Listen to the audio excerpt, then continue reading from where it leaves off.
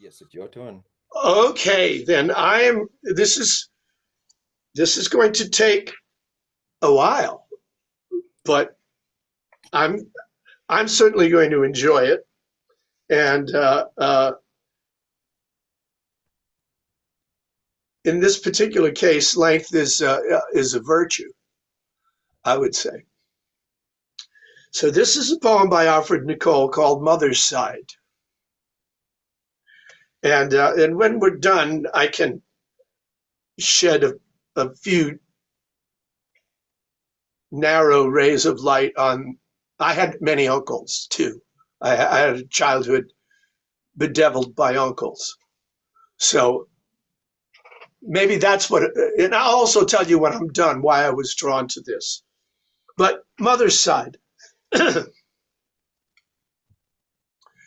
My uncles were largely invisible men, although we might visit them now and again in Rumford, Elmira, or spots in between, some places that no one has heard of or seen.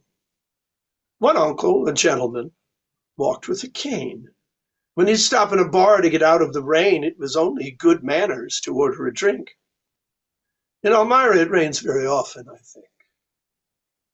Another, a sailor, went out with the tide. Beyond the horizon's a good place to hide. Beyond the horizon's a good place to stare. For all you can tell, you could be anywhere.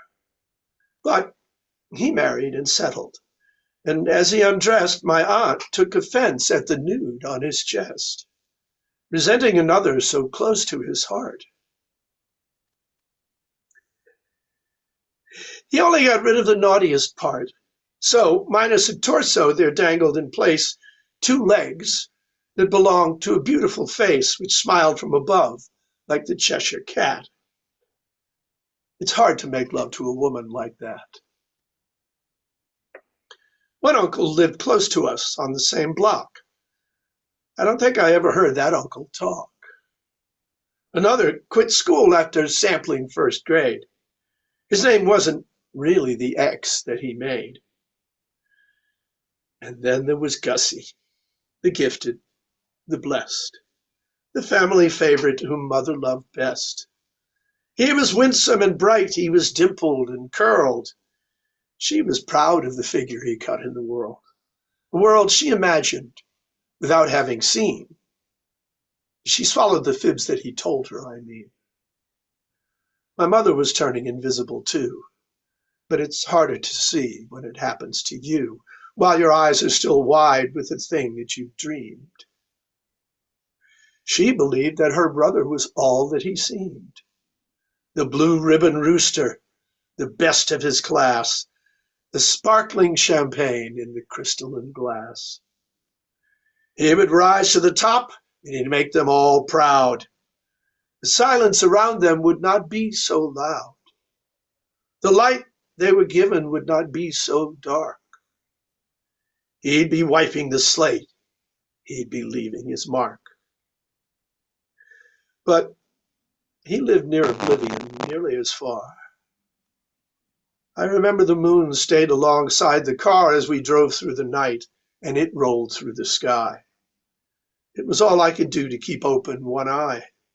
I was only half conscious for a half of the ride. And when we arrived, I was shuffled inside where I still felt the wheels going round in my head, till his wife took my elbow and put me to bed. It was difficult sleeping, as dead as I was. I felt like a why up against a because. The door let in noise, though it shut out the light, and the voices I heard were unreally polite. They weren't really fighting. They'd already fought. It was some kind of man that my uncle was not. A family man doing something that pays. They'd be leaving oblivion separate ways. At breakfast, I stared at a cinnamon roll. The cereal suffered and died in the bowl. The cousins were glum. The laughter was fear. The pressure was on us to all disappear. But Surely the family meant something to Gus. Not long after that, he was living with us. There was room, with 2 beds in the room, to sleep 3. My brother could sleep in my bed next to me. If I'd had to say, it would not have been so. It wasn't his permanent residence, no. But whatever took place had a permanence then. I hadn't been eager to see him again, but I couldn't avoid it as hard as I tried. This uncle had come to my bedroom to hide. He hollered at night. He tossed and he turned. So I studied the thing I should never have learned. How the ghosts in the trees, when they rattle and moan, get inside of a man when they find him alone. They ask him for nothing.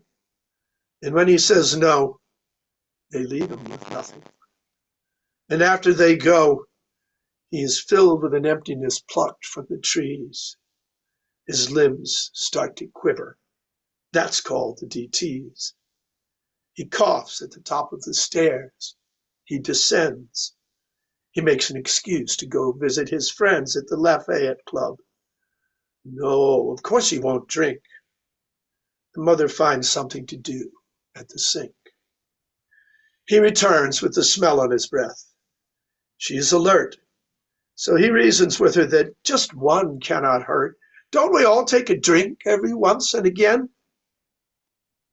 But again follows close behind once for some men. The hope that his sisters invested in him, like the little warm flame of a whiskey, grew dim, but was never snuffed out like the promise he made, which he broke every day for as long as he stayed. Now mother would tremble, mother would shake, and mother would have to admit her mistake and complicity. That disappointed the most. She was guilty of pinning her hopes to a ghost, of hopelessly watching the ghost disappear, of seeing him gone, and of feeling him near. He would show up unshaved in a hospital bed. You could see through his eyes to the back of his head, where the palest of rodents was spinning its wheel. He would offer saltines that had come with his meal. This wasn't what they had expected of him. No god ever sported a nimbus so dim. No god ever shielded his eyes from the sun as he hobbled outdoors when the treatment was done, on his way from emergency into disgrace. I tried not to look at the look on his face. The gods are like stars in the Hollywood films. No god ever rented a room at the Elms. Uncle Gus had hit bottom. We called it a dive as though there was hope he might come up alive. But men at the bottom get tangled in fear. They flail at themselves and whatever comes near. They cannot sit still. They cannot stand straight. They peck at their days and they push back the plate. They wrestle with shadows. They bristle at shades. They collar the hellhound and hold till he fades. A man would crawl out of his skin like a snake. It's still the same nightmare, asleep or awake. 2 shadows tenaciously follow behind, the one at the heel and the one at the mind. Exhausting to run from your shadow so long. The body grows weak while the shadow grows strong. It eclipses all reason. It shuts down the sun. The impassable, blunt silhouette of a gun. So he crawls into bed without getting undressed, and the man with the gun puts a hole in his chest. His life pools around him. It feels like a waste. It's there in his mouth, and he's sick with the taste. He's sick with the weakness. He's sick with the chill. He wishes himself more invisible still.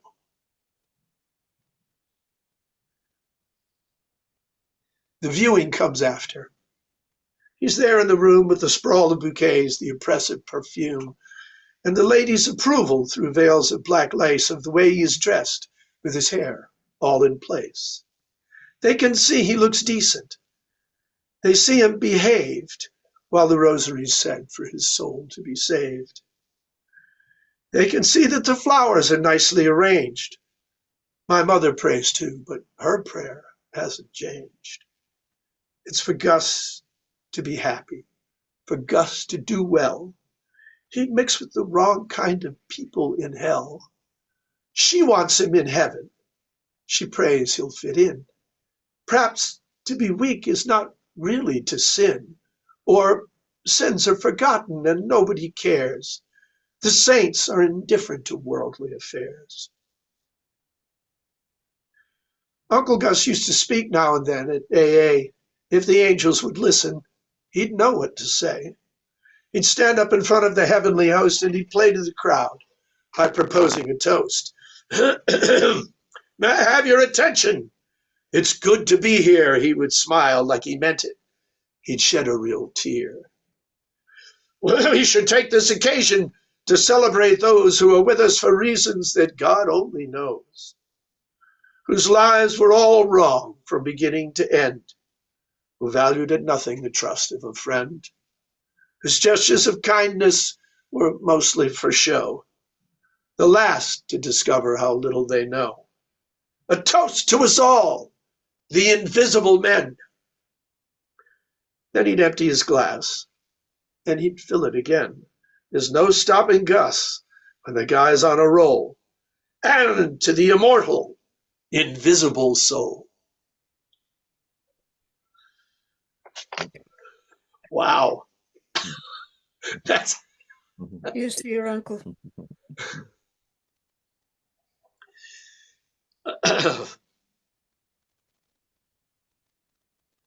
Yeah.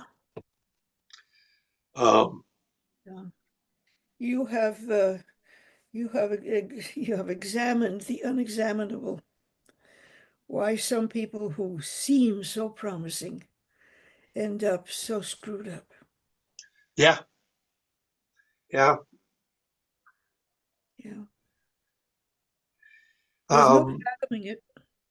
And despite the fact that there's no understanding it, he still treats it in a convincing way. You know, you understand the charm. Oh yes, charm is all over the place. In the midst of, you know, of the horror of it. It's so. Just quickly, here's why I chose it. Two reasons. One, so many of, and I love reading. I read 3 of your books, Alf. I read 8 of Rhina's repeatedly to get ready for this, and it wasn't hard. It was great fun. And obviously, I could have picked many of your poems, and they're made with such care and precision. But what struck me about this was the quote unquote unpoetic theme. You know, that this is, I mean, it's a life, but it's also a poem. And the thing that struck me about it as a poem, aside from the extraordinary vividness, that it's obvious that you lived through all of this because you were able to characterize moment to moment so many of the important tells that make us believe and understand what we're able to understand about these imponderables. But the other thing that I really liked about it was it's in anapests. And so much of the time, anapests, people who use anapests fall prey to sitting too hard on the strong stresses. And so what they come up with is something that's kind of sing-song and that lends itself to what often are less serious themes. if I can put it that way. Well, But the thing about the Anapest is it really isn't it's very, I think it mimics American speech quite very well. I mean, yeah, it does. if you mix in and the thing about this poem is I had it in my mind for so long that I wanted to write it, but I was never able to write it. And then one day I was raking, and it started to come to me in these anapests, in the anapestic tetrameter rhymed couplets. That really is kind of out of a kid's book. Yeah, But Yeah, the thing is that children's writing, yeah. but the but the narrator isn't very old. The narrator is not he may be a very young man, but everything he sees he saw when he was very young, when he was a boy. yes, So yeah. that's why I think that's What why he makes us see, we see as a child would see. yeah, yeah. That's why, if there, if there's are errors in it, if I were to go back in and fix the factual errors, that wouldn't make the poem truer because the kid who's telling it doesn't know anything. He doesn't Right, know. right, right. Yeah, and again, the facts would be beside the point Yeah. because it's the whole. I mean, this is a kind of a sprawling landscape of emotional dynamism. It's the emotions are through the roof for every character. You know, the mother, she's on a roller coaster ride of, what she has to go through. Um, and that's what we feel. I mean, that's what it makes us feel. We go on the ride, all the it's an emotional roller coaster for everybody. Especially if And it's somebody that you love dearly, who has been good to you, who has been a good mother, Yeah, for sure. and yeah, taught you a lot that you have, that you appreciate and understand and live by. yeah. I mean, it's so hard. The whole thing is so heartrending, but it's put in in such a manner that, as I say, the anapaests keep it, and the couplets keep it moving in.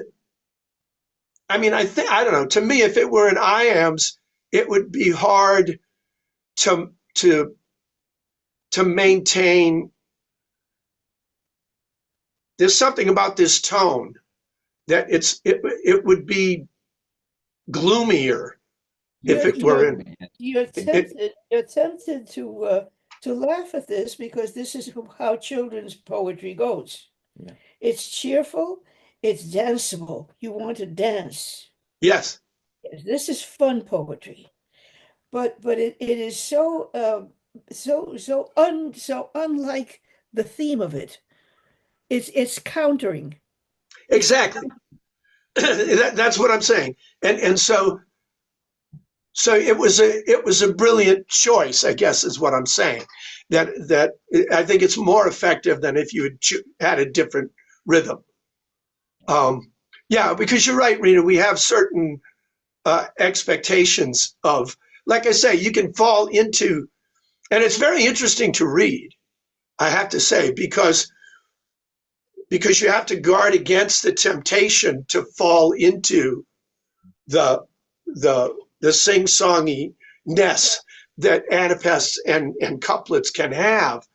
But if you resist it, it takes you on an amazing journey to read it. That's why I wanted to read it, because I wanted to feel what you feel when you read it. Yeah. I read it. I used to read it all the time. And then I stopped because I'd read it so many times. But I read it very recently, like about just a few months ago. And I hadn't read it for almost 10 years when I did. And I looked forward to it. I looked forward to reading it. Yeah. How did you feel afterward? Well, I didn't feel very good afterwards, to tell you the truth. That was not a good night. That was not, yeah. Mm. It's Yeah. great to hear. It's great to, but because of that, I was a little on edge hearing you, thinking, what's going to happen here, Well, in what way do you mean that? I mean, Meaning, am I going to go off the rails, or Oh, no, no, no, no, no, no, no, no, no, no, you no. mean what's going to happen in the poem itself, even though you wrote it? So what's going to happen in my life because this poem is being uttered? Oh, oh, It oh, I'm brings us sorry. back. I wouldn't have, if I knew that, I wouldn't have chosen You it. don't have to worry. You know, the funny thing is, when I published my first book, I thought, oh my God, this is the end of the world as we know it. But of course, it's not. It's like you threw a piece of popcorn into the Grand Canyon. Nothing happens. Nothing whatsoever happens, and you don't really have to worry about it in the least, you know. No one has ever come to you in high dudgeon over something they're sure you said in a poem that must have been about them. Well, actually, someone came to me in high dudgeon when I read this poem the last time I read it. Yes. No kidding. Yes. Let's not go any further with that. All right. Oh, I'm sorry for that. Um, Wow. Well, I mean, it's the thing that the thing that I like to say, or the way that I like to put it, because we deal so much with people who are very good poets technically, but after I've heard them or read their poems, I don't know any more about who they are than before I started. And to me, I always say, well, you've got to leave some blood on the floor. And this poem leaves just gouts of blood on the floor. And that's another. I gotta say, that's a great compliment. I like that compliment. That's very, very, very good. But you understand what I'm saying? It's like you got to dare. You got to dare to get down in it, and you did, and those are you the do. ones that work. Those are the poems that work. The Yeah. ones that really hurt. You're holding the knife and you're pulling it toward you, and you know what's going to happen, but you have to do it. Yes, exactly. Yeah, it's so those are the things that I prize very highly because I know that they come at a cost, and not the Those are regular things that cost. I prize very highly. So those are the things So- that you prize very highly, and those are the things that they come at a cost. He's still in, he's still writing the poem. He's still I'm sorry. That's a marvelous poem, and you read it beautifully. Well, thank you. I as I read it, I begin to think that maybe I have heard you read it, Alf. But it would have been a long time ago. It would have But been that's about possible. at least 9 years ago. Well, I mean, we met at Westchester longer than that. Yeah. So it's possible, but it feels like I've heard you read it. Mhm. And there's one word where it's an O repetent and the end of the line is no, where I tried to imitate your no. That's funny. That was my little Easter egg But to you. remembering things that happened in your childhood, and where they centered on adults who were doing things that they should not be doing. Yeah. That is unforgettable.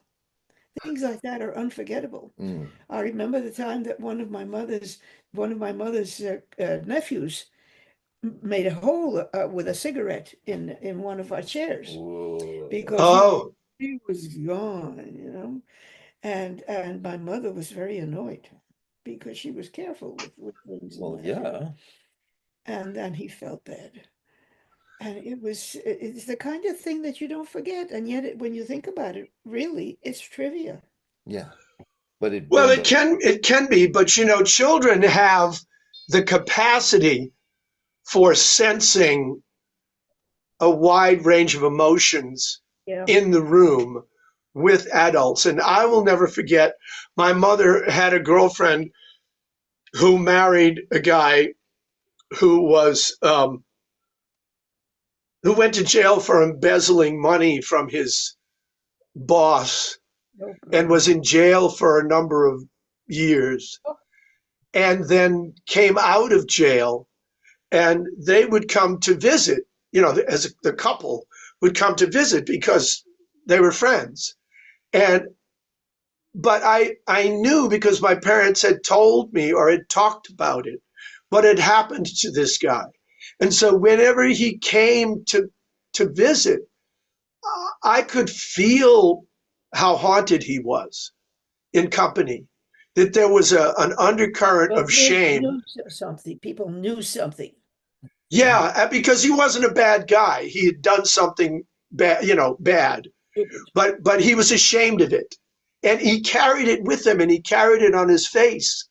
And I knew that as clear as day when they would visit. So, kids are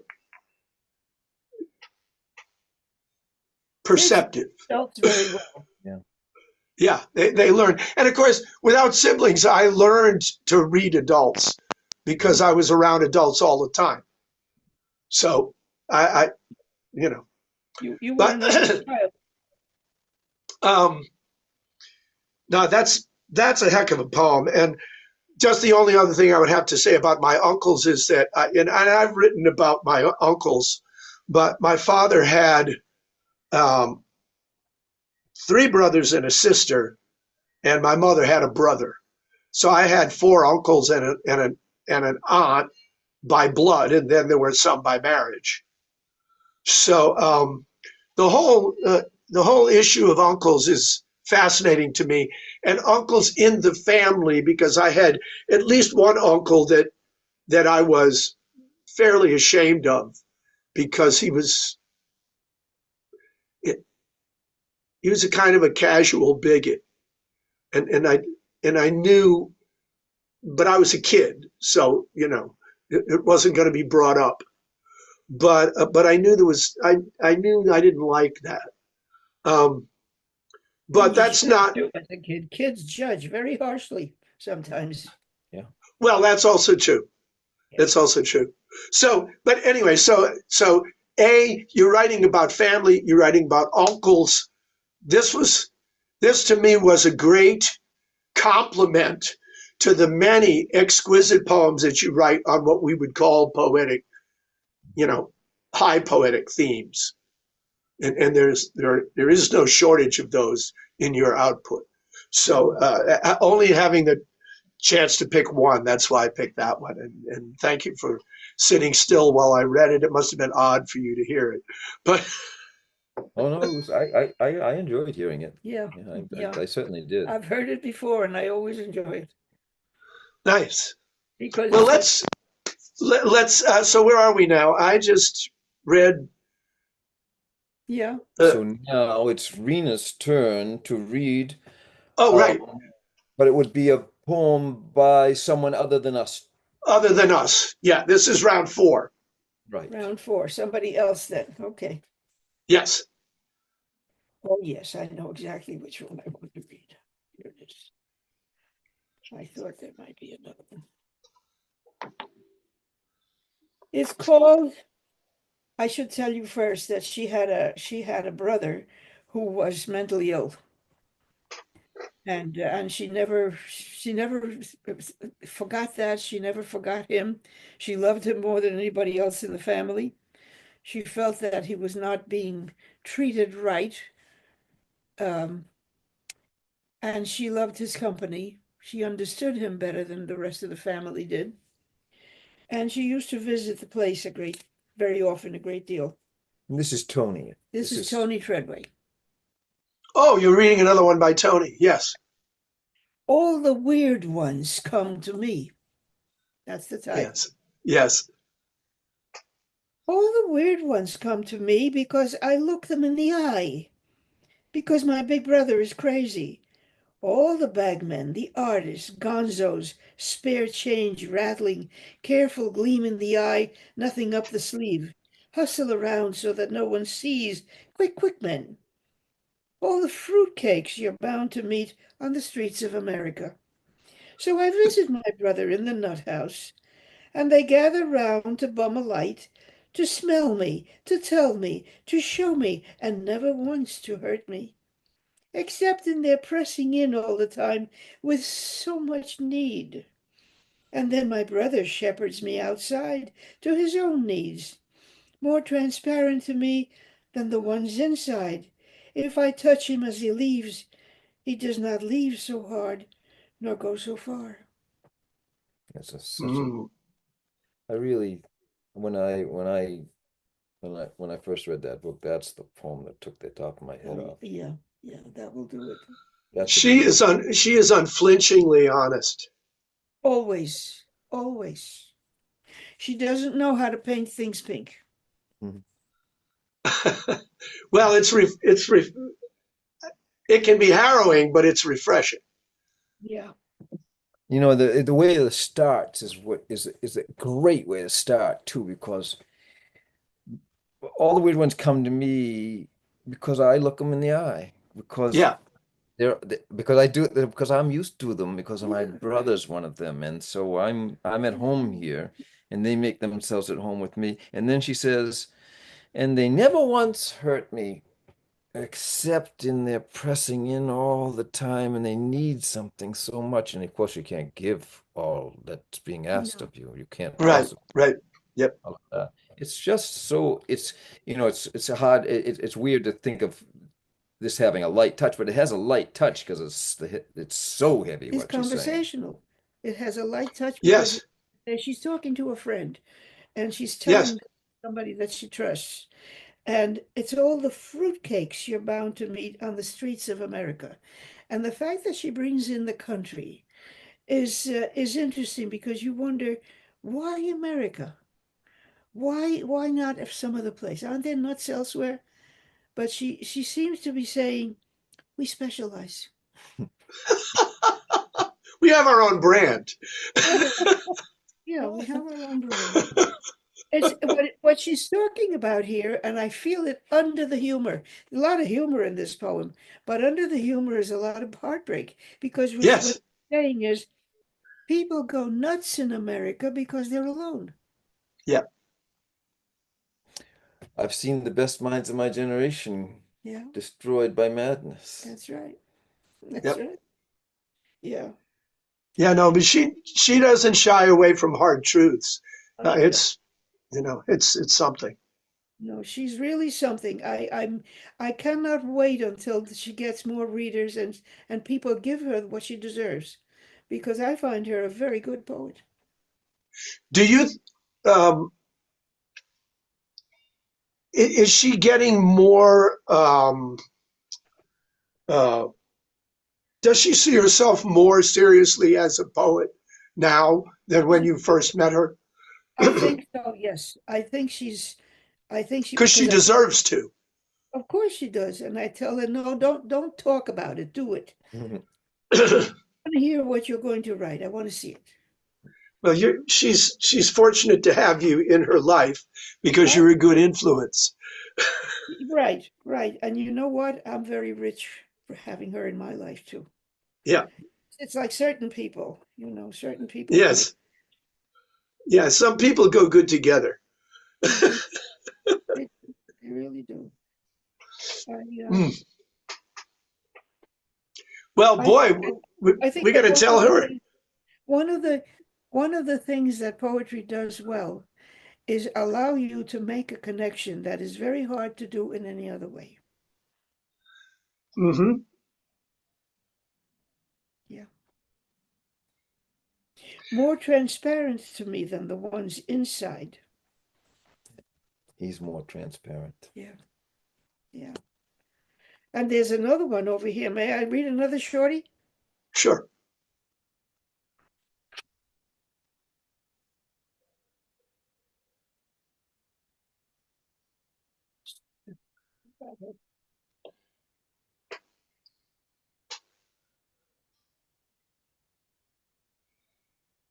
Here, it's called Waiting. My mother, 98, Blackie, the same perhaps in cat years. We wait, procrastinate. We've been doing this for weeks. His fur is scant and worn like an old man's coat. He's skin and bone, emits a raspy sound from his scruffy throat. He still eats, but now has too much to drink. He's fitful as he sleeps. In between, he speaks, looks with a watery eye, head held high, waiting for something he can't see. He blinks and blinks, he's blind, same as Mom. His meow is weak, his feet unsteady. He likes scratches behind his narrowed cheeks. It's from there that cats leave their mark, their scent on what they rub against, which is now my hand, feeling empty already. Oh, wow. And this is He's, Priscilla Turner Spada again. oh, Yeah, this is the one whose father died in the war. Yeah. right, right, right. Wow. Amazing, amazing people. The powwows really are amazing people. I'm so grateful for them. You know what's funny? Priscilla actually came to a powwow years and years ago, Mhm. and she left because she was afraid. She was afraid. She didn't think she knew how to. I said, no, no, you're not going anyplace. And what she did for a long, long She did, time. but she came back because we kept doing this. Mm. I think this is a kind of salvation. You mean the activity? The activity, the result, the poem, even the individual poem when you read it afterward, if it touches on something that's been hurting you for decades, you're better afterward. Oh, sure. Yeah. Well, this is why people sing the blues. That's what blues is about. You bet. Is you get it out, you get it off you for a little bit. Yeah, that's right. Yeah. Wow. You get it off. No, excellent. Yeah.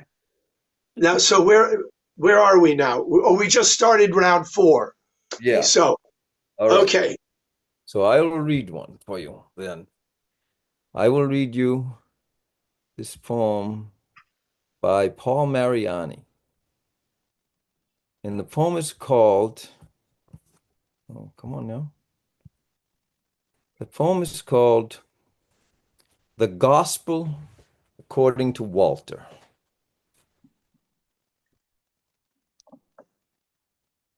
We passed the open Bible round and waited.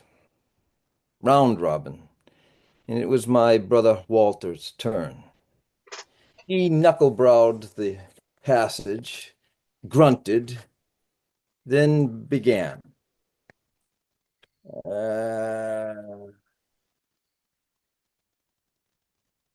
Yeah, here.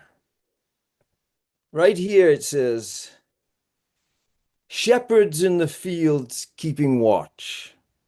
The angel of the Lord shone round them. They were terrified. But the angel said, do not be afraid. Who the fuck's he kidding? Don't you figure them guys would blow their cookies when they saw that? I mean, you really ever see an angel? Listen, they got these 11-foot neon wingspans and hook talons on them, at least this big. With shit like that, you do not mess. Here it is, the middle of the night, and these poor bastards freezing their cullions off when wham! They catch these guys hovering over them like friggin' Huey gunships going waka, waka, waka. Think about it. A bunch of roaches like you and me feeding in the kitchen in the middle of the night when the landlord's flashlight catches us there, just begging to be stomped when this wingspan croons. Do not be afraid. You gonna stick around for that? Waka, waka, waka, and some floodlight saying, go thou now and catch the stable action in yonder Bethlehem. Me? You're looking at one first-class case of heart attack is what? He stopped to catch his breath. His impromptu exegesis on the sacred text fulfilled, and wiped his hand across his brow and gave the book a spin. Eddie popped another beer nut in his mouth and winked as if to say, "Okay, numb nuts, didn't I tell you?" The others stared in disbelief at Walter. Walter leaned forward on his elbows and stared back hard. He was having the last word on this if it killed him. "You heard me," he said. "A wingspan at least 11 fucking feet."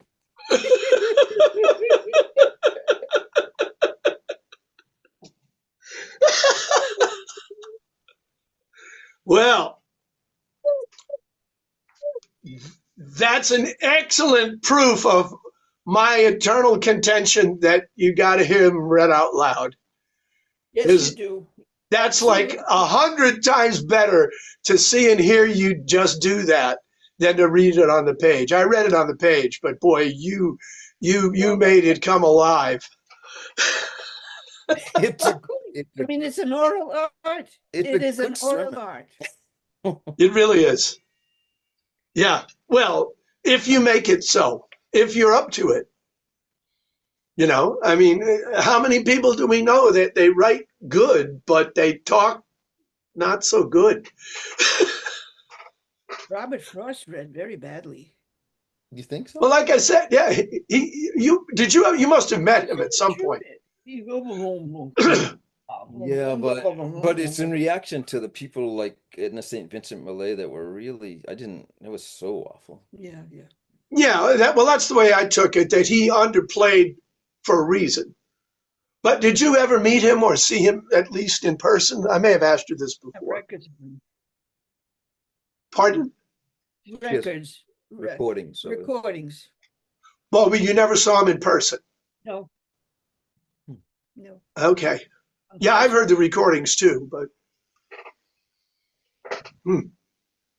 Mariani does a very good job of reading this poem himself. Yeah, he's a good reader. Yeah. I bet. I was reading the other night. Well, it was a few months ago in the basement of that. Oh, you weren't there. Yes, you were. Yes, you were. You mean at the Whittier home? At the Whittier but that's home. Marion. That's Marion. This is there's one letter difference there. Mariani. This is Mariani. Oh, Mariani. He's at BC. He's the guy at BC. Okay. Wow. This one is nuts. This one is nuts and wonderful. You know, it's nutty, but it's a good sermon. It's a good sermon. And you know why it's a good sermon? Because waka waka waka. Yeah, because it's not, because if you're gonna talk about the sacred, then it's fucking scary stuff. Yes, it is, and you have to. And you shouldn't taking it. Can't paint over it. Yeah, there's no way you can paint. Everyone wants it to be so like a glass of milk. Well, it's not a glass of milk. Not at all. Very strong. Everything I write about God has shit in it. Yeah. It's either real or it's not. And if it's not real, then why would you bother with it? Right. What's the point? And he makes and that's what he's insisting on. He's there. Yeah. A wingspan of at least 11 fucking feet. That's this is what it is. This is Miami. So this guy is a contemporary. He's around. Yeah, well, he's getting old. He's getting very old, but he's still around, and he's alive and kicking, that's for sure. And he teaches at BC, or? Yeah, I mean, I think he's a professor emeritus there. Okay. But he's like a big hero there. I mean, and as well he should be. Yeah. I mean, does he write a lot on religious themes? That's what I would classify this as. He does. Yeah, it is. It is. Wow. Well, that's a good choice. Thank you. Way to liven things up. Well, I guess I should move to my next to last is again my way of approaching the idea of the theme is to pick things that had a real formative influence on me, as Frost did and as Yeats did. So that's what led me to Shakespeare, because that really is where things started for me. And the reason that, although this has been done to death, but I think I do it a little differently maybe than the way you have heard it done before, but it is the soliloquy, the big one. And the reason that I'm choosing it is that it was in the soliloquies, as opposed to the running chatter of the plays themselves. But when the character is alone on stage and only the audience can hear him, that I learned that you can show a person thinking in verse. And that's what's going on in all of the great, all the great soliloquies. Obviously, there are speeches to other people, that's different. But certainly in Hamlet, a lot of the insight we have into his character comes from the fact that we get to see him think, to watch him reason things out, struggle with something, disagree with himself. That's where we get the idea that he's such a rich and conflicted character. So this is the to be or not to be speech. And I'll try to make clear as I read it what I mean when I say this is our chance to hear this character think.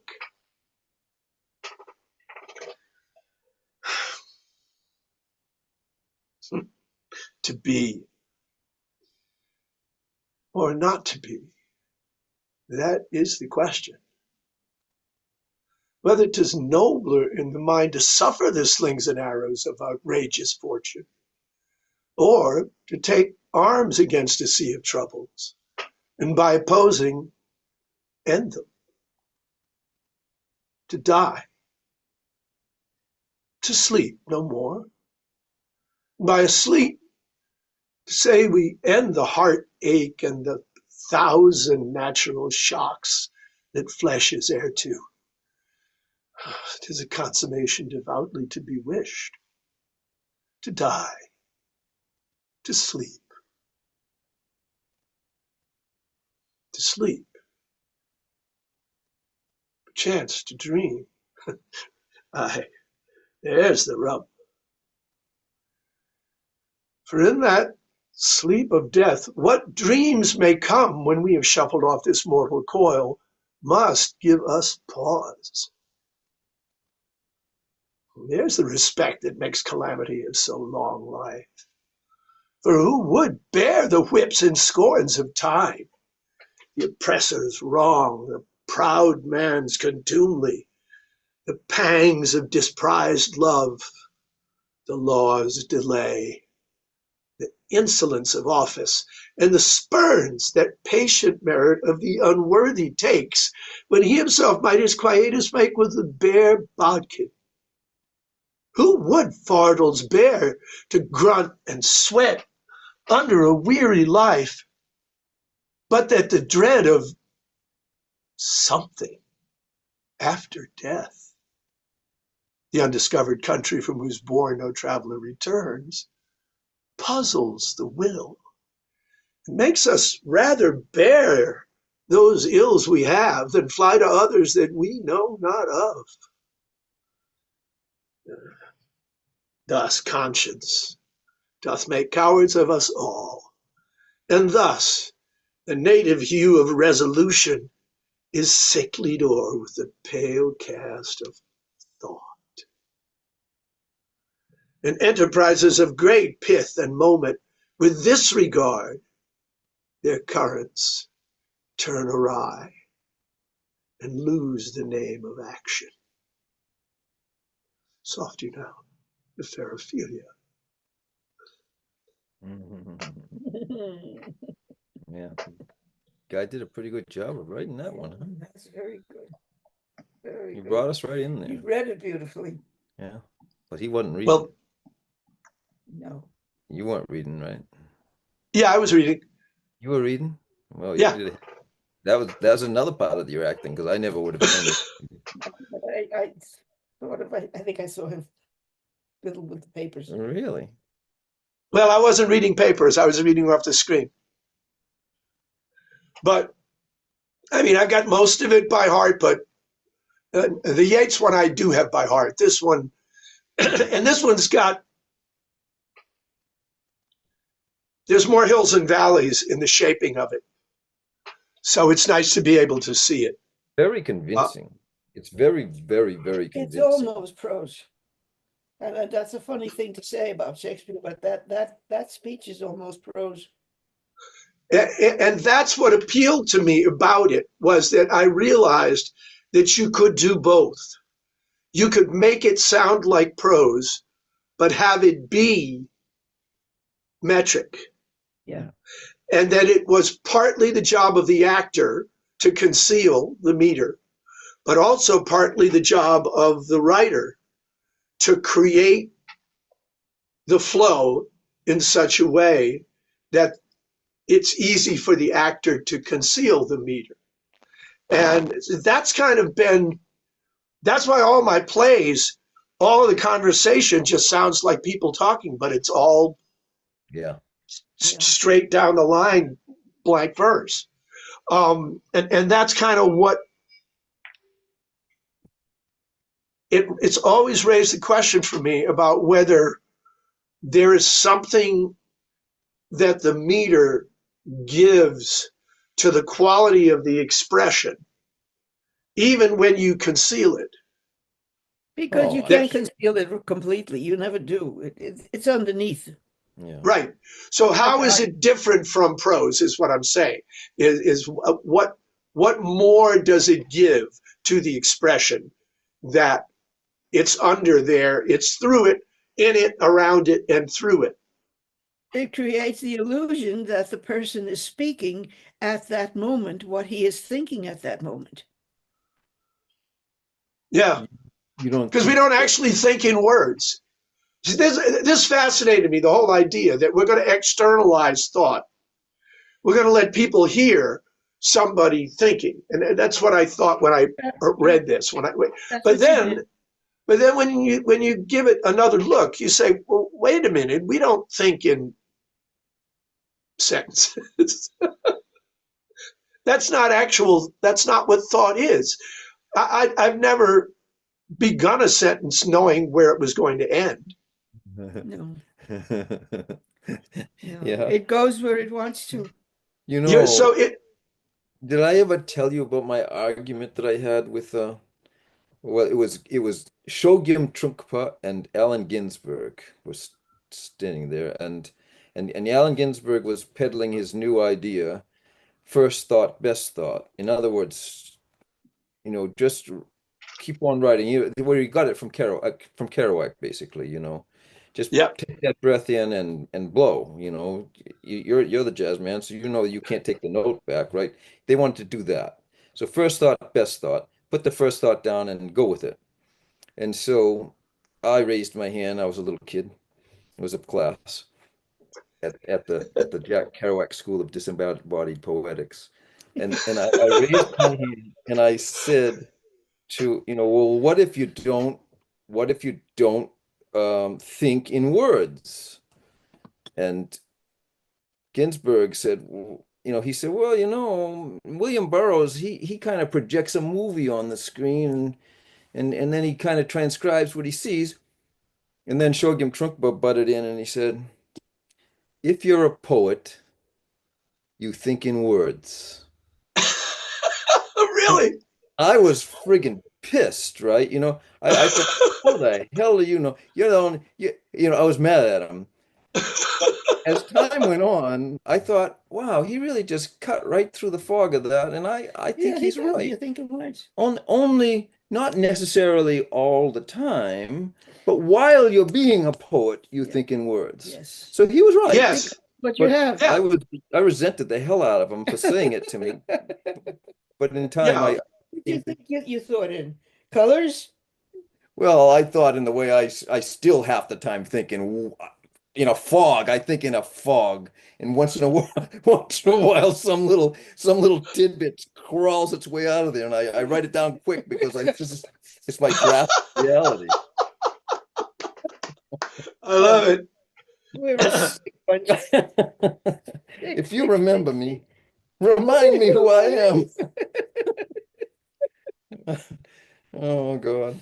Wow. Well, yeah, but when we're not writing poetry, Right. I don't think we think in words and sentences and phrases, and it's, or at least if we are, the part of us that is thinking is not part of our awareness. If I think you know, you know what I'm saying? you're thinking in bricks and mortar because you're building something. And I think the poem comes out of something else that is not words. But in order for it to be a poem, which is what you can show somebody else, what you can share, the other stuff can't be shared. It's internal. But Right. if you want to make that shareable, you have to stop the other and think in words. Well, I think that's exactly right when you're talking about poetry. But I guess I was speaking on the side of uh, our regular consciousness when we're speaking to one another, that we don't stop to think before we talk. God knows that's common. That's a tragedy. That's a tragedy. But, you If know, I that stopped to think before I talk, it'd be you a half wouldn't an talk. hour. It'd be a half an hour before you'd ever Well, get it. right. So, but I would answer first thought, best thought, piggybacking on your analogy to playing music, that yeah, it's first thought, but no first thought without I mean, you know, pre-thought, preparation. Yeah. Who you are before you have the first thought is what that's all about. Because there are plenty of people that their first thought isn't really a thought. You They have to haven't. listen. You have to listen because whatever it is, I don't know what it is, but it speaks to me. I can hear it. Mhm. I Some can little hear it. beat, you always call it. Yeah. Yeah. Yeah, Yeah. yeah. But you know what I'm saying. It's the improviser. I mean, you work for years to so that you can play your first note and then play your second note. And I've got a poem about what's going on in my mind as I'm improvising. And it's just you're making a series of choices. And it's like, well, what's my first note? How long am I going to hold it? Am I going to go up or am I going to go down? Am I You going to have to ask the pause? daemon. Mhm. Pardon? Ask the daemon. Yeah, right. Um, and you know, and so I've written this thing that breaks it down step by step of what I'm thinking, but I don't actually think the way it looks like I'm thinking in when it's put into words. Yeah. So I think the best thing that we can do is to create a kind of a parallel to what's going on in our heads that we can share with other people to put something in their heads.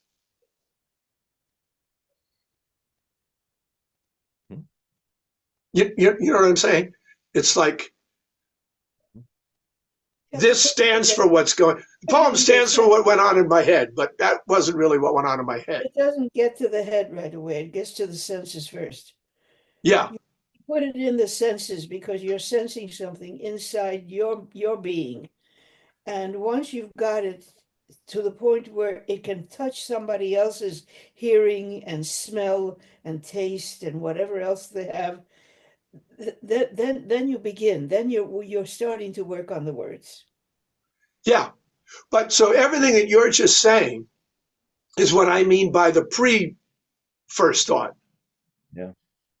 So unless Ginsberg qualified it in that way. I'm not sure what he meant by first thought. Well, he probably was talking to himself for them when he first came up with that maxim, because and he had been writing for a heck of a long time by then, you know.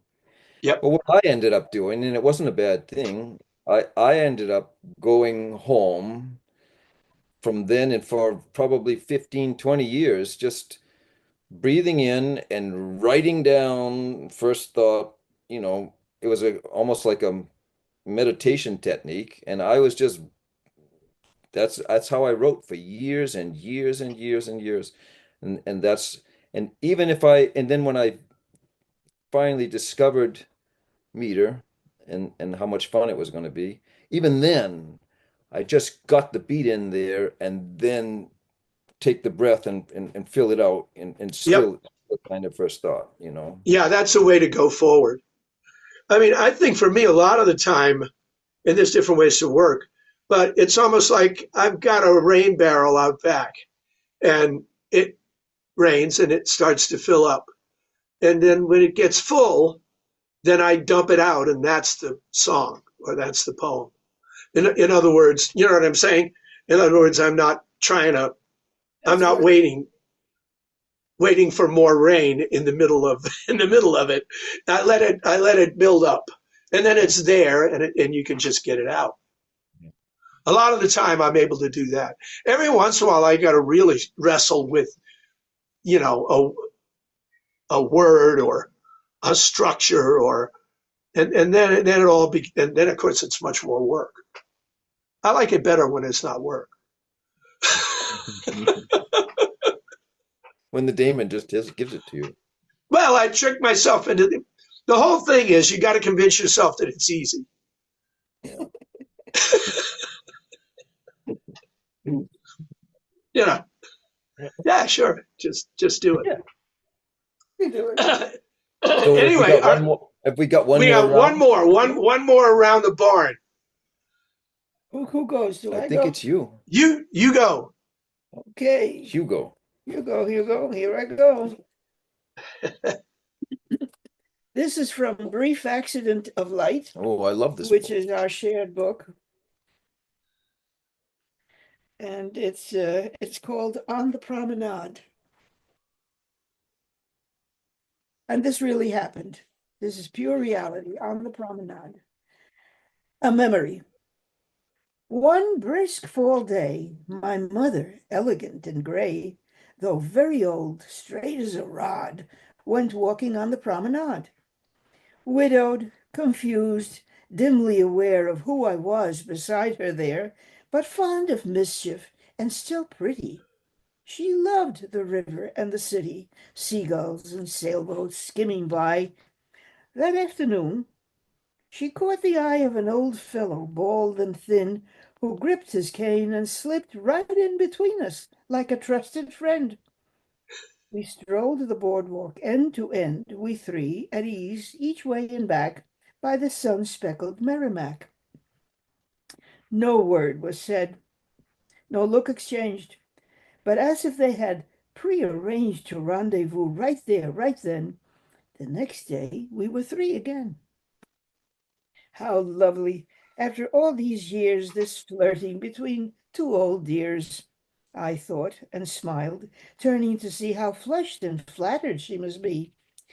Mamma, I said, you have a beau, and speechless you've impressed him so.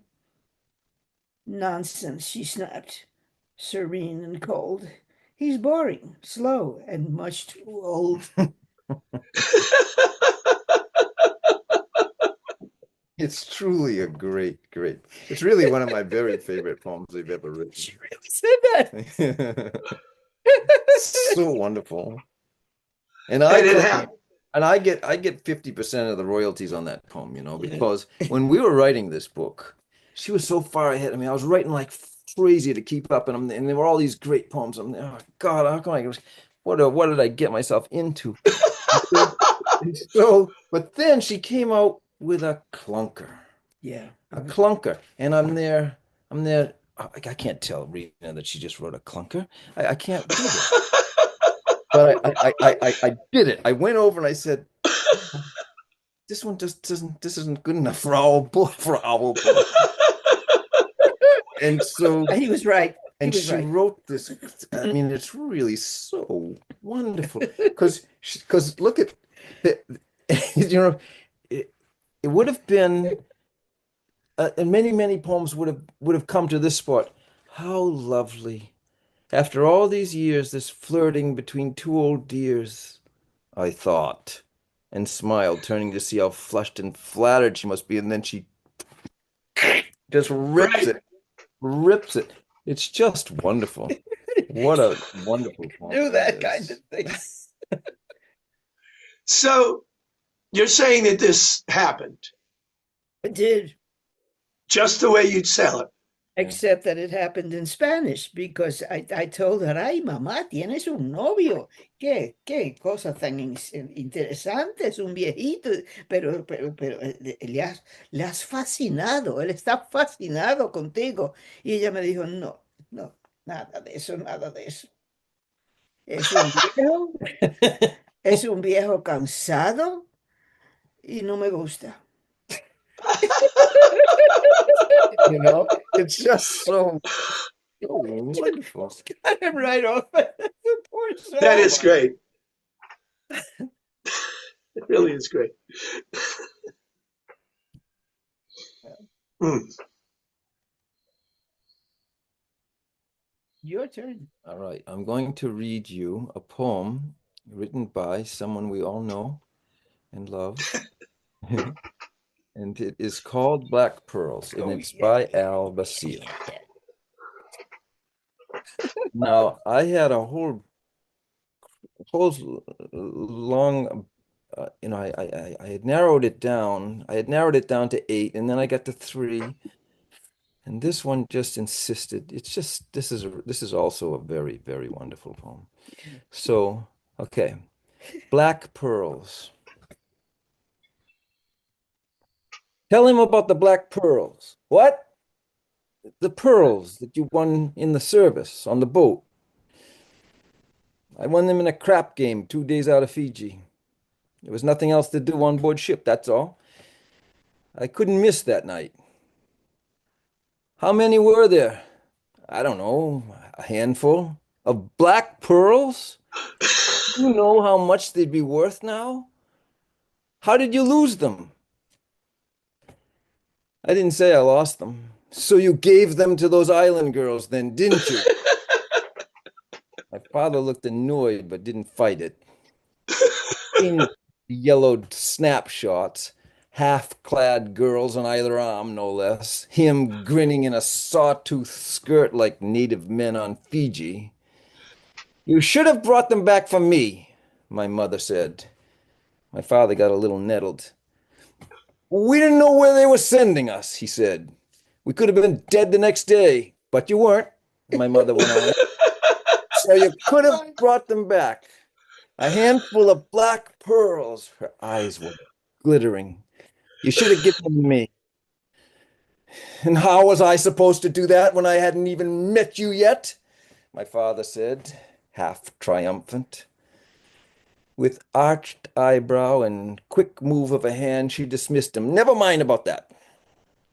You should have given them to me.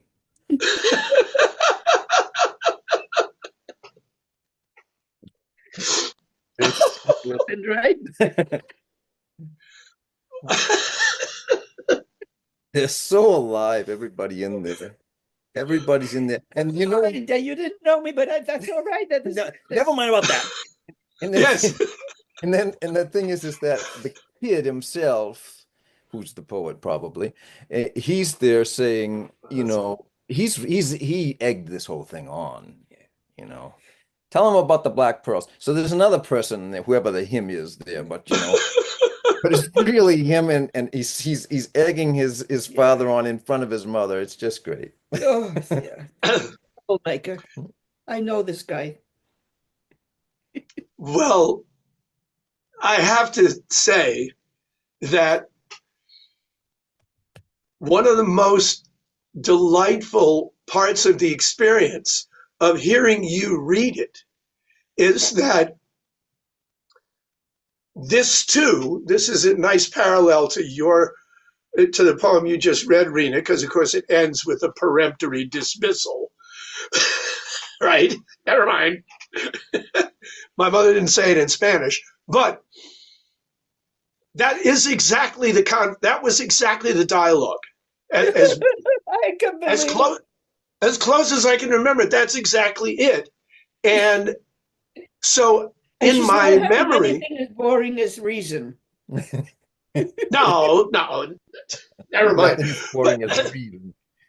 but the thing is, you're reading it, and I'm actually remembering the voice of both my mother and my father saying it. He's a terrific reader. Yeah, yeah. I mean, that was pretty extraordinary, I have to say, and especially without your. I mean, there were certain differences because you never met my parents, and so you don't actually know the way they speak. Although I injected as much of it as I could into the dialogue itself, but I didn't change the dialogue. They were the ones who injected their characters into their words. That's exactly what my mother said. You're I mean, enjoying every bit, right? But you heard well, it and you they, instigated. I'll tell you, one of the great, and this, I fear that this is lost in the modern world, but I was watching a Fred Astaire Ginger Rogers movie a couple of nights ago. I was watching Top Hat. And, the plot is pretty stupid. It was made in 1935. And of course, it's all based on mistaken identities. And Ginger Rogers is frequently needling Astaire, and Astaire is trying to be charming. And so there's this kind of back and forth. But that's not the reality. The reality is when they start dancing. Everything goes into a new world is born. Right. And they're in perfect harness. They're working together perfectly. And that was my parents. My parents, they were like a nonstop show. The two of them, they did this dance. And a poem like this shows you a little bit of that in action. But that was basically the thing. They both enjoyed. I mean, I don't know if they would have done it if I hadn't have been there. I was the audience. Yeah. But they played it. I mean, essentially, they played it to me, I guess. Maybe they did the same kind of thing when I wasn't there. But they really had this. They knew how to get after each other verbally. And they always, they obviously they're married almost 50 years. So, and they remained in love, but they genuinely liked each other, although they also drove each other crazy. So, It's like Alfred with the door. Alfred, who put in a door, I told him, leave this door alone. You're not going to do anything better than it. This is the way it is. Leave it alone. No, I'll fix it. It's going to become, you'll see much better. So he fixed the damn door, and it was awful. It opened the wrong way. So I said to him, you see how you don't listen. Why did I not tell you that I would drop things coming in with bags from the supermarket? I cannot open this door with one hand and go in with a bag. And I yelled. I was yelling outside and he's going the whole time. He's going, uh-huh. I says, what are you going to say? You're going to say, uh-huh? He says, and who tells you to listen to me?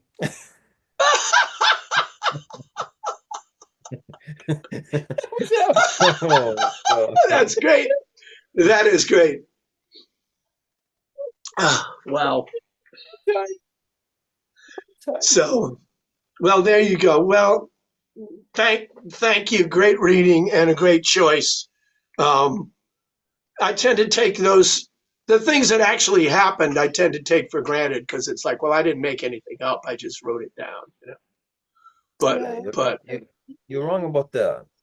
You're wrong about that because that's where your ear comes into play. I mean, That's a really wonderful poem. I'll steal Oh, no, that. that's a I'll that's steal such a that in a treasure. flash, man. Well, be my guest. I'm gonna steal Do the black pearls. well. Those black pearls, boy. To imagine that there were black pearls and then there weren't. But then they lived on for the rest of my father's life. Right. He never lived it down. Wonderful how poetry can keep things alive. Yeah, Fantastic. yeah, yeah. Oh well, so that was you. You did So you. So what's am you?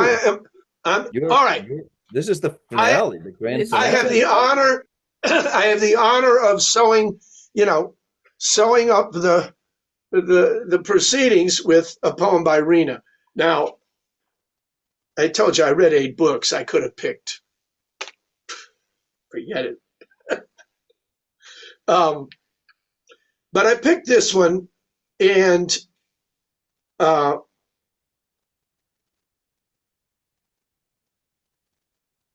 I will tell you because I already tipped my hand with that Francis Bacon quote about the poet's job to deepen the mystery. This poem to me uh, is it's a distillation of the mystery. So that's why I love it so much. Um, and it doesn't make sense to me, and I like that. Well, I'll give you all the poems in the world then. This is called Quiet Now. Quiet now. The wind is reading a story, riffling through green volumes of spruce and balsam, unearthing fables from the ruins of lichen, elucidating parables of crows propped open on the lectern of naked maples. Patience. The wind is reading a long story with miracles in it. Rumors of the marsh weeping for joy over the sky's reflection. Promise of resurrections, of pale crocus lifting its crown from the wreckage of summer. Skimming every field, uncovering old plots on those white pages time writes on. The wind goes where the snake waits in its hole, deaf as the heart in its cage of longing. Be still now. Listen. The wind. The wind is reading you a story. Thank you. Thank you. You read it just right. I just love that. Um, mm. And we talk a lot about music, but I love the music in the first part, um, and the imagery that goes with the music because they're both dense and rich. It's this is the kind of thing that could not have just washed up on a beach somewhere. It had to be made.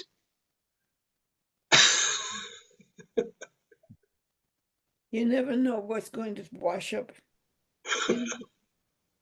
You you feel sometimes like a tube, like a hose, and then something comes through and you say, ah, that's what it was.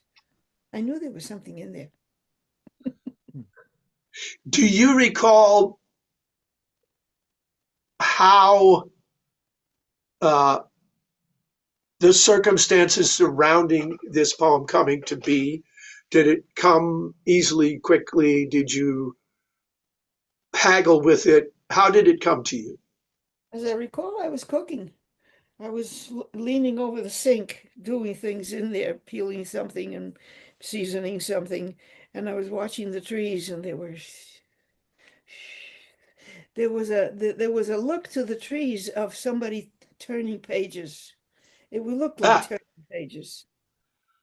And I thought, what are they reading? Wow. Great. Thank you. Purely accidental poem. Really. Yeah, it just it's come by themselves, and they have no major thoughts. They just happen.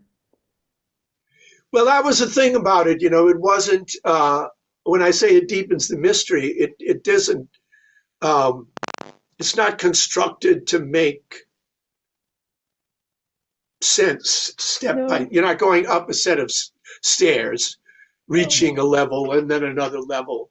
It's no. Right, just, and there's that it is, one image of the heart in it's silent and it's long. Cage of bones, I think. So what is silent in the of course, I well, lost the page, but hang on. you get the word longing in there. You'll know what phrase I'm aiming toward. Well, I know the line. I just need to find the page.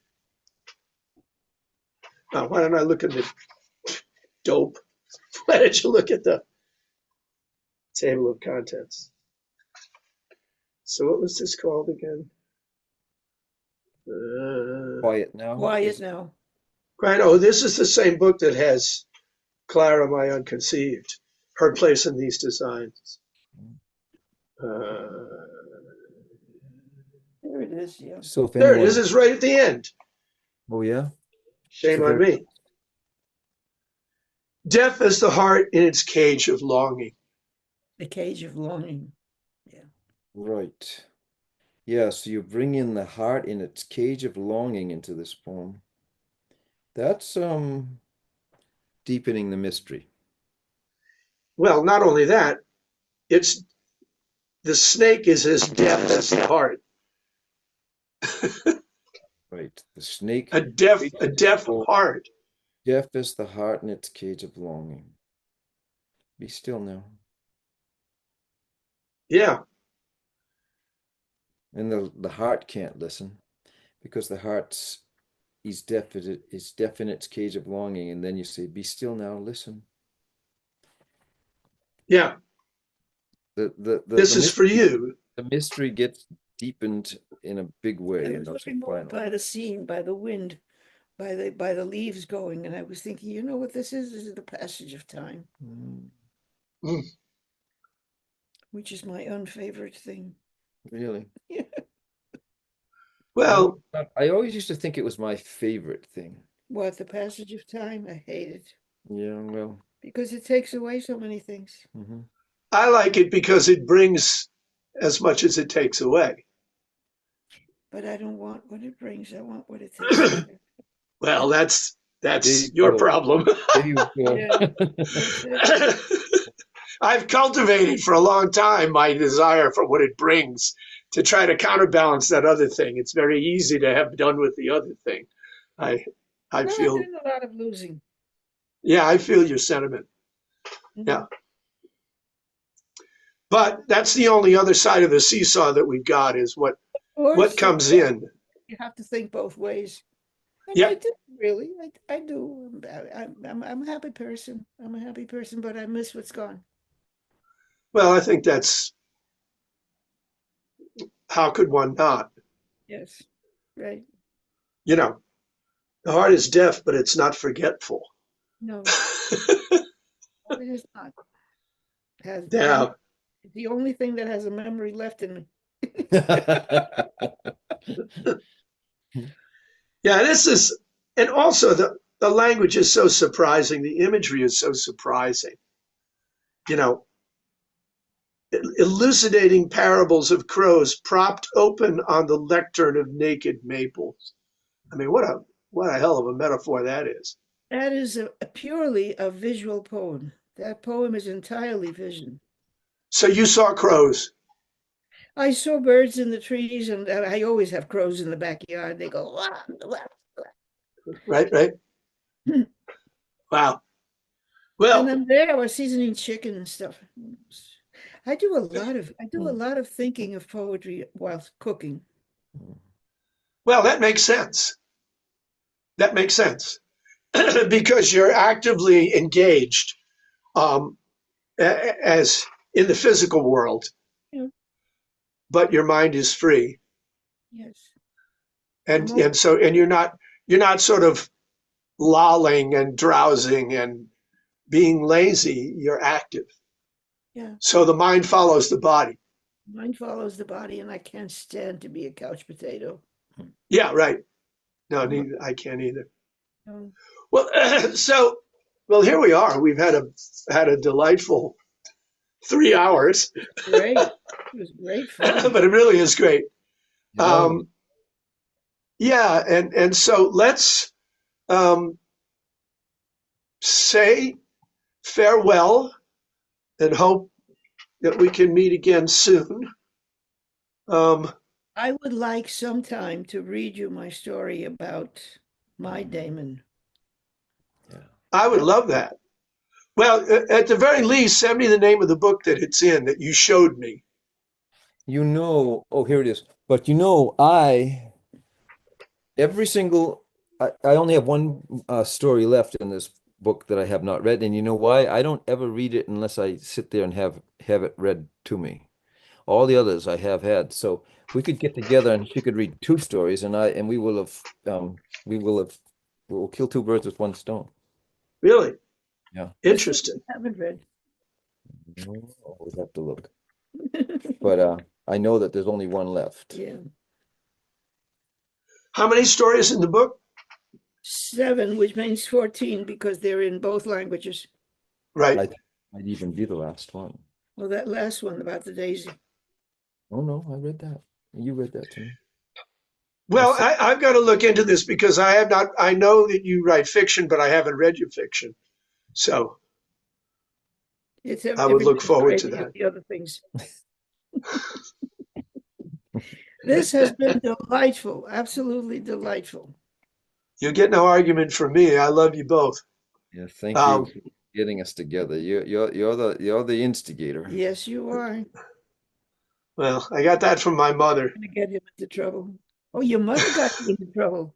Ah, My that's my great. my mother was my mother was the hub of the wheel. She reached out to everyone and drew them in. So so uh yeah, I come by it honestly. You remember her cooking with absolute saintly passion. Well, this Christmas I successfully made the gnocchi recipe. Ah. Yeah. Mhm. I got it right. Uh-huh. So whenever that happens, I feel this rush of well-being that I was able to do something that she did because everything she did was like cooking wise was like a miracle to me. So that I could do any of it is just such a blessing. Oh, it feels So so good. I would love to make my mother-in-law's pot roast. I have never succeeded. I make pretty good pot roast, but not like my mother-in-law. do you have a recipe from her?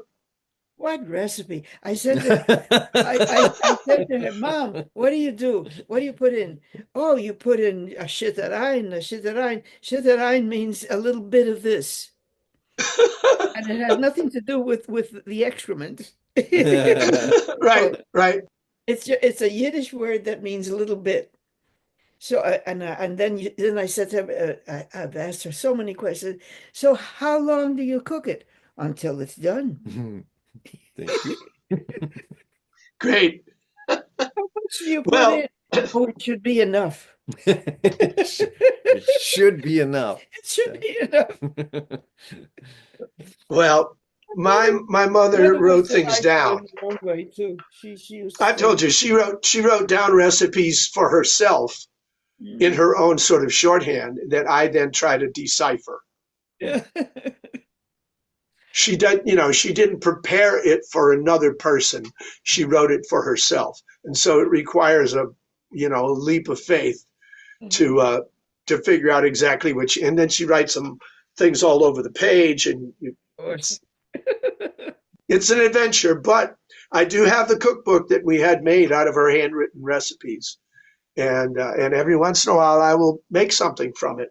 And this year I was able to make the gnocchi properly. So it's a good year. Oh, I So think applause. Applause. Well, thanks. Gnocchi I and applaud. poetry. What more? What more could you want? Uh, I'll take it. Well, cheers for the new year, and Amen. a premature but sincere happy birthday. Thank you. Thank you very much. 93 is creeping up on me. Shh.